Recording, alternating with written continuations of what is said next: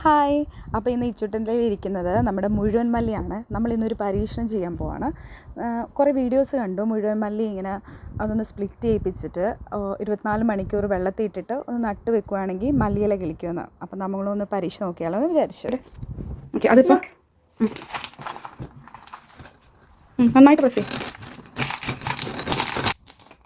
അപ്പോൾ ഇച്ചൂട്ടൻ അത് പ്രസ് ചെയ്ത് അതിൻ്റെ പരിപ്പ് ഇളക്കിയിട്ടുണ്ട്. ഓക്കെ, വെച്ചോ. ഞാൻ ഒഴിച്ചു.